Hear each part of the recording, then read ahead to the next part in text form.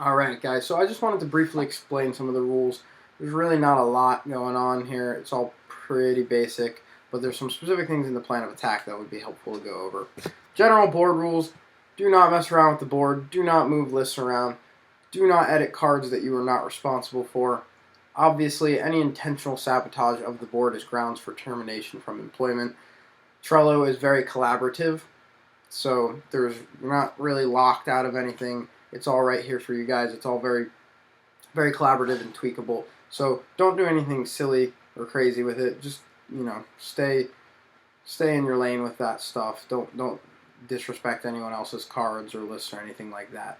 All pretty basic stuff. I don't expect to have any issues with that. But if for some reason someone accidentally messes something up, especially as we're getting acclimated to things, we do have the board continually backed up. So that's just a little heads up on that.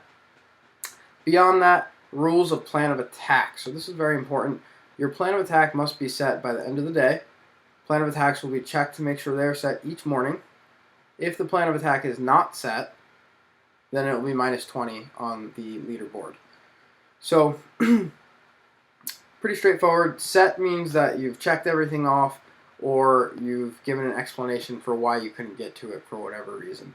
But there should be nothing in your day's plan of attack checklist.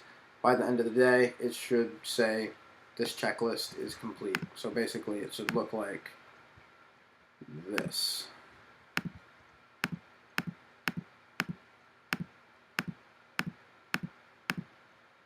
If the day does not say everything in this checklist is complete, or if everything isn't checked off, then it's not set.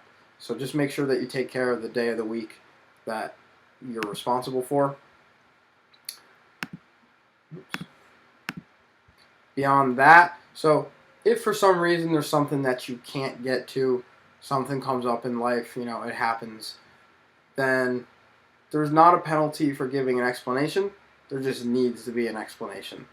So if, let's say, for example, let's go over back to my plan of attack here. Let's say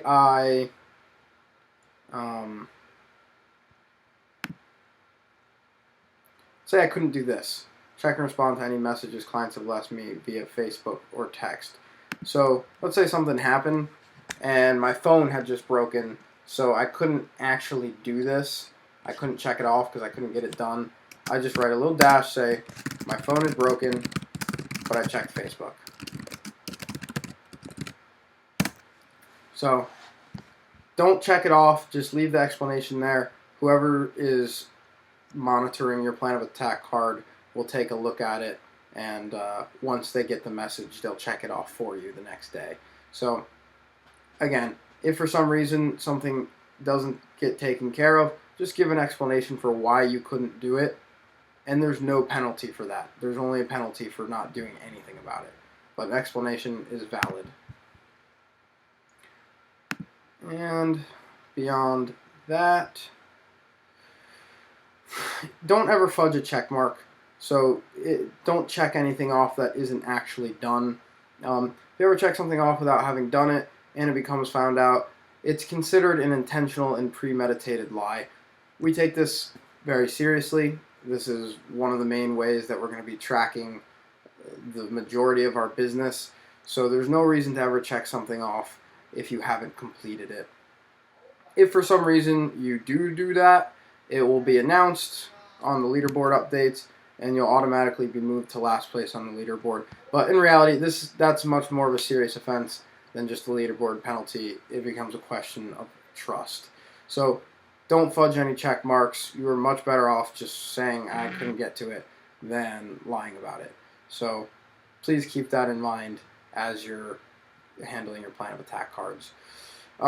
Also, a big point here, if you have a lot of events, a lot of crazy stuff going on Friday, get all of your tasks done Thursday. So your plan of attack is always checked again on Monday morning, and if you don't have a fresh plan of attack made, then it's going to be minus points, because every single Monday when we come in, we should see a fresh batch of plan of attack cards for everybody. So I know it's a lot, guys, right now to absorb, we spent months working on the in-house Coolcat Office Trello board, and we kind of refined and refined and defined a lot of these rules, and they're here for a reason. So I understand that it's a lot of information to absorb, and we're definitely going to be very understanding in the beginning, especially. And it's not like we're going to bring the hammer down for any mistakes. It's definitely going to be a process to acclimate to, but it's going to make us all significantly more organized, and it's going to mean really, really awesome things for our clients, and it's just going to make their day that much better because nothing is going to fall through the cracks. It's going to make your life easier because you can just rest assured that you're getting everything done properly, on time, and that everyone is going to have the best event experience that they can possibly have because we're all going to be on top of everything. So it is very exciting. Take it slow, absorb it. Don't feel pressured to understand and have this all down pat right away. Definitely, we're all here to help you. Anyone who works full time at the office is very, very used to Trello at this point, so feel free to ask us any questions. But that is pretty much it. So, again, just let us know if there's anything going on, and we are really excited to see this in full swing.